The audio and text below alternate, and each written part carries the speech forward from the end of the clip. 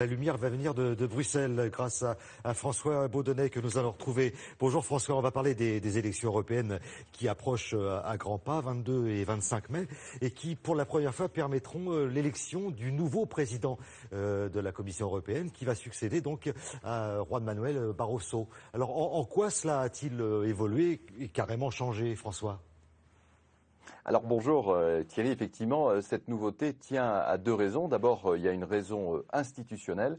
Depuis 2009 l'Europe est régie par le traité de Lisbonne. Et que dit le traité ?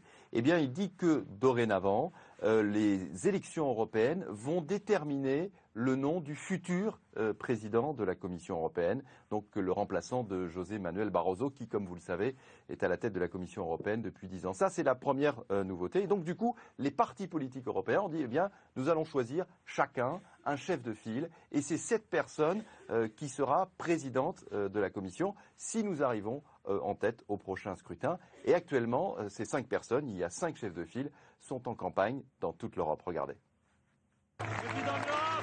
Président de l'Europe. Pour la première fois, des élections européennes devraient sortir le président de la Commission européenne. Parmi les candidats, le socialiste allemand Martin Schulz. Il veut lutter contre le dumping social et l'évasion fiscale pour répondre à la colère des citoyens. Il y a beaucoup de gens, et je comprends, qui trouvent que l'Europe n'est pas juste, que l'Europe n'occupe pas de leur sort individuel.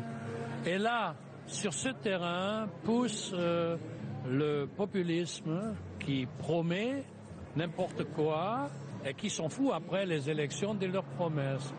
À droite, c'est le luxembourgeois Jean-Claude Juncker qui représente les partis conservateurs.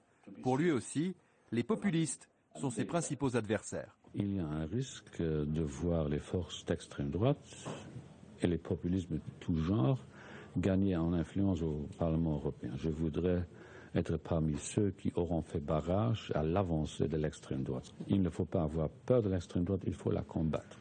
Au centre, le Belge Guy Verhofstadt, candidat des libéraux, prêche pour plus d'Europe là où elle est nécessaire. En ce qui concerne les régulations, la bureaucratie, là, il faut moins d'Europe, mais il faut plus de politique commune en Europe.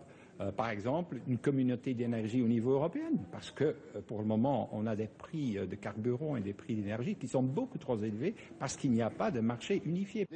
2 autres chefs de file font campagne en Europe, le français José Bové pour les Verts et le grec Alexis Tsipras pour le parti de la gauche européenne. Ces 5 candidats sillonneront notre continent jusqu'au 25 mai prochain. Alors François, 2 questions. Est-ce que cette personnification des élections, elle fonctionne ? Et puis, est-ce qu'on sent monter un réel intérêt pour justement ces élections européennes ?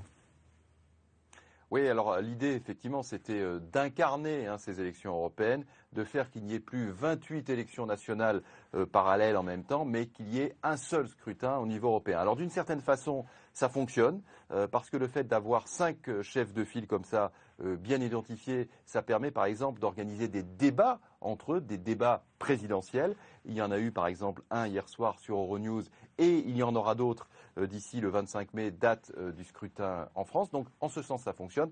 Maintenant, Thierry, il y a eu un récent sondage dans toute l'Europe et en France. Et en France, on a appris, ce qui n'est pas véritablement une surprise, mais que 61% des Français disent qu'ils ne se déplaceront pas pour les élections européennes du 25 mai. On risque d'avoir d'ailleurs un record d'abstention, non seulement en France, mais un peu partout en Europe. Et donc, on l'a compris, le défi de ces 5 chefs de file que l'on vient de voir dans ce reportage, eh bien, c'est maintenant de se faire connaître ailleurs en Europe que dans leur pays d'origine.